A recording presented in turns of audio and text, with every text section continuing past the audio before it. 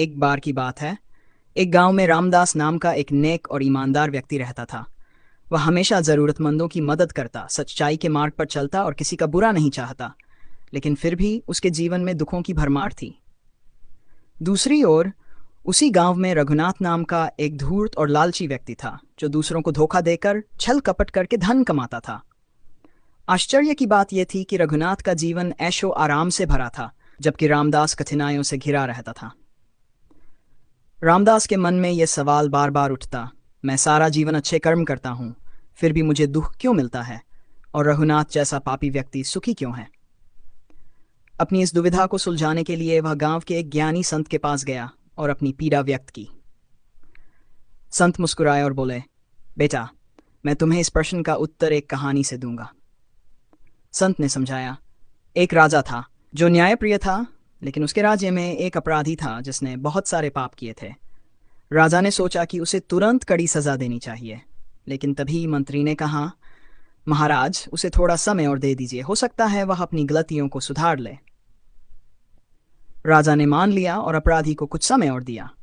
दूसरी ओर एक सैनिक था जिसने हमेशा ईमानदारी से राजधर्म निभाया। एक दिन युद्ध में वह घायल हो गया और उसकी मृत्यु हो गई। लोग सोचने लगे कि जिसने जीवन भर सेवा की उसे मृत्यु मिली, और जो अपराधी था उसे समय मिल गया। लेकिन राजा जानता था कि सैनिक ने अपने कर्मों का फल पा लिया और अपराधी को अपने कर्मों का फल भविष्य में मिलेगा।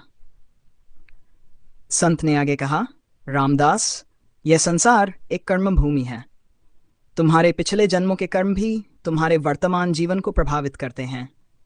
अच्छे लोगों को कभी कभी अपने पिछले जन्म के कर्मों का फल भुगतना पड़ता है, जबकि बुरे लोग अपने अच्छे कर्मों का बचा हुआ फल भोग रहे होते हैं। लेकिन न्याय का चक्र कभी रुकता नहीं।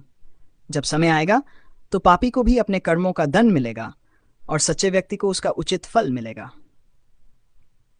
रामदास को अब समझ आ गया कि ईश्वर का न्याय तुरंत नहीं होता, लेकिन अवश्य होता है। उसने धैर्य रखा और अपने कर्मों में विश्वास बनाए रखा। समय बीता, रघुनाथ के पाप बढ़ते गए और अंत में उसे एक बड़ी विपत्ति ने घेर लिया। दूसरी ओर रामदास की ईमानदारी और अच्छाई ने उसे सम्मान और समृद्धि दिलाई। सीख, कर्मों का फल अवश्य मिलता है, कभी जल्दी कभी देर से, लेकिन न्याय का चक्र अवश्य घूमता है।